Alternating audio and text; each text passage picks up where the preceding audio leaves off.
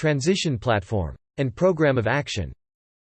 Situational analysis and political reading.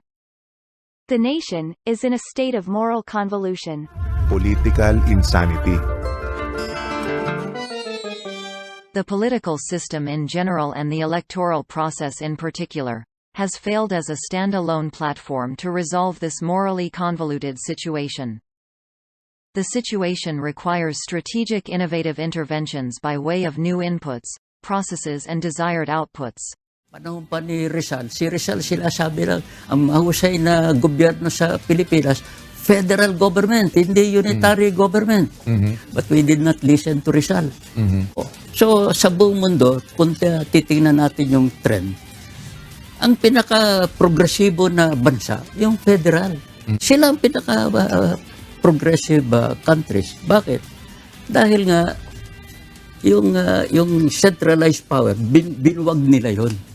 Binigyan ng sariling poder yung mga tinatawag na component stage and substage nila. So nung nabuwag yung too much centralization of powers, na todo-todong shifting of powers, decentralization, yung progressiveness, lumago yun. At ang isa pang nawala o na-diminish, at least diminish, corruption sa gobyerno. So, kung magkaroon tayo ng federal government, with the proper allocation of political and economic powers, so palagay ko, ang paglago ng ating bansa will be more speedy. And perhaps more importantly, mabibigyan natin ng solusyon yung gusot sa Mindanao. Gusto ko lamang pong himayin para sa kaisipan ng, kasi pag nadinig na natin yung federalism, iba yan sa unitary. Sabi nga ninyo, magkakaroon ng pagkakahati-hati ng poder. Paano ho ba yan? Halimbawa, ako'y taga Bulacan. Ang Bulacan ho ay may sariling governor. Ano ba mangyayari sa federal form of government? Ang mangyayari ba ay may sariling presidente ang Bulacan na parang kapareho ng ibang mga probinsya? Paano po ba yan? Magkakaroon sila ng sarili nilang legislatura. Ganun po. And at bibigyan sila ng kanilang power. At yung power na yun, ibibigay sa bagong konstitusyon. Kaya yun, talagang power na nila yun, binigay ng konstitusyon, hindi binigay ng national government. So, hindi mababawi ng national government yung binigay na power sa kanila. Ibig sabihin no, ngayon, parang sa Amerika na, kung halimbawa sa probinsya ng Bulacan, pabor sila sa same-sex marriage, pwede silang mag-legislate doon sa Bulacan.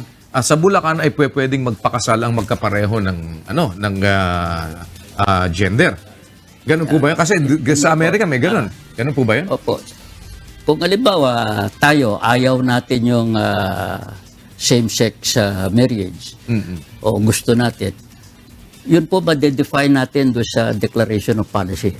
Okay. O, ano ba ang kagustuhan ng sambayan ng Pilipino? Kung yun kung halimbawa, ang kagustuhan ay ganito, yung mga estado, yung iba't ibang stage, hindi nila pwedeng contract. Babaguhin yun. So, that will be nasa philosophy, i-adapt natin yun. Which will be part of the Constitution. It will be part of the Constitution, part of the Declaration of Policy. And it cannot be legislated doon sa mga lugar na kung saan ay meron silang sarili din nilang pwedeng i-legislate. Hindi nila mababali yung Declaration of Policy na yun. Ano pong extent ng pwedeng i-legislate nung bawat halimbawa ay isang lugar na pinamamahalaan ng kanilang gobernador at may sarili silang legislatura? Up to what extent? Doon nga po natin hahatiin yung power.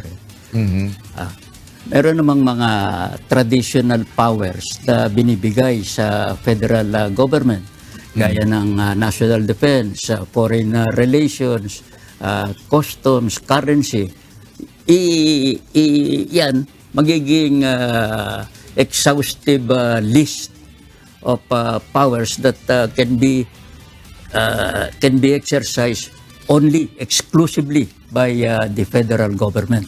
Ganon din po, meron mga powers which will be listed and which will be exclusively exercised by the different states. Meron naman mga powers that will be concurrent or that will be shared by both federal and the local government. So doon po natin hahatiin yung powers para baliwanag kung ano yung magiging powers nila, kung ano yung magiging power ng state governor, yung power ng state legislature. So wala pong magiging conflict. Susag sa mga tinura ni former Chief Justice Renato Puno, pahintulutan nawa na may bahagi ang video na ito na galing sa International IDEA. Democracy's goal is to give people, the people, a voice in the decisions which impact their lives. But how does this work in practice, especially in countries where the people mostly live in different regions of the country and are made up of different ethnic, religious, or linguistic groups? In many countries, different groups can get along despite their differences. They resolve any disagreements by the usual process of democracy. But what happens when their differences are not just about policy? What if their very identity, their sense of who they are, is at stake? In that case, majority rule by one group might impact on the freedoms and rights of other groups. These different people might have different ways of doing things.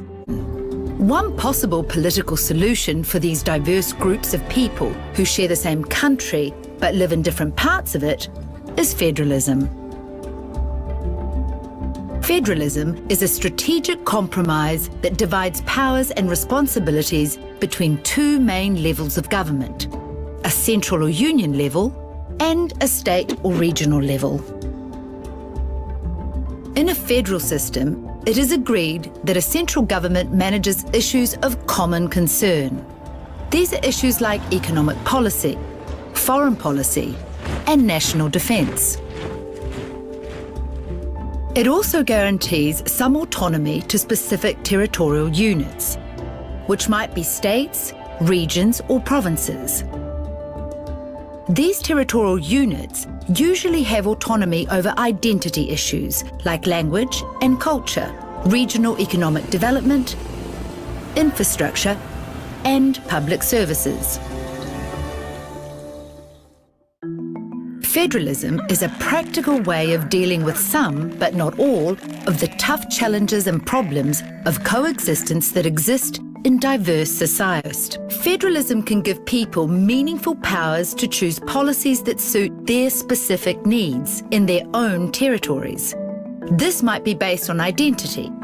For example, they can choose what language they are to be educated in and to have news broadcast in that language. It may be that some parts of the country may have their own traditional, customary or religious laws, which do not apply to other regions. Second, federalism disperses access to power, wealth and resources more widely to different territorial groups. It may help promote both peace and stability by giving local people a stake in the system. It might also encourage better governance with more equal economic development. Third, by satisfying demands for recognition, autonomy and resources, federalism might help ease political tension and prevent secession. It might help countries that would otherwise fall apart to hold together. Fourth, federalism is a safeguard against abuses of power. It limits the power of all governing institutions, thereby preventing any one person or institution from having too much power.